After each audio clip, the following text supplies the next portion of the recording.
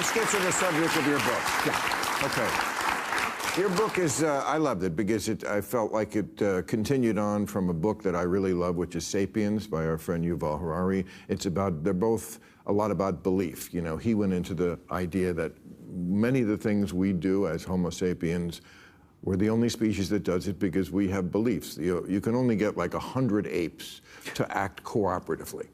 Yeah. But you can get 1 million people or more to march with a cross because they all believe that Christ is God or Muhammad or whatever. We believe in money. We believe in crypto. Yes. You know, we believe in invisible things. And you go into, I think, what is the tipping point of that. When, what's the phrase of the book? When everyone knows. That everyone knows. Okay. So explain what that means. Yes. So when everyone knows that everyone knows. When I know something, you know it. I know that you know it. You know that I know it ad infinitum. That's called common knowledge.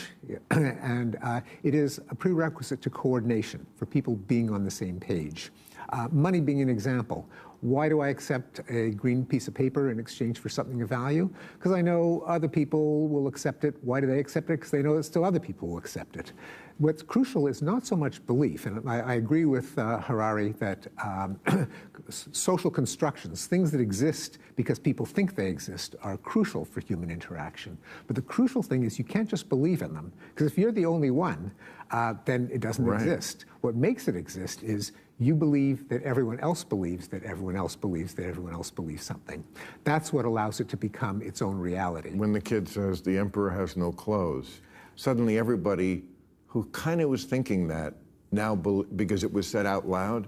Well, yes, and the story of the Emperor's New Clothes is a story about common knowledge, because when the kid blurted it out, he actually wasn't telling anyone anything they didn't already know.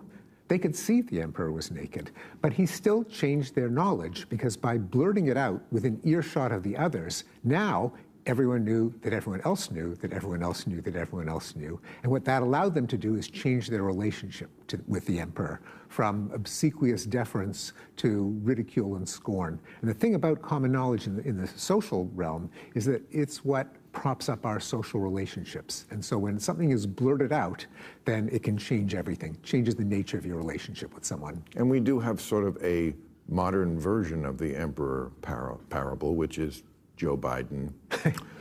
I mean, well, he was the emperor who everyone wouldn't say had lost his marbles. No, I mean, is that not really the same story? It is the same story because opinion polls showed that after that disastrous debate with Trump, the number of people who thought that he was cognitively impaired didn't go up by that much, went up by a few percentage points. But before it, a majority of people thought that he was cognitively impaired. The difference is when it's on TV where you're watching it, you know that the rest of the country is watching it, you know the rest of the country knows the rest of the country, then you can't, it's no longer private, it's common, and that's when he was challenged. That was the end.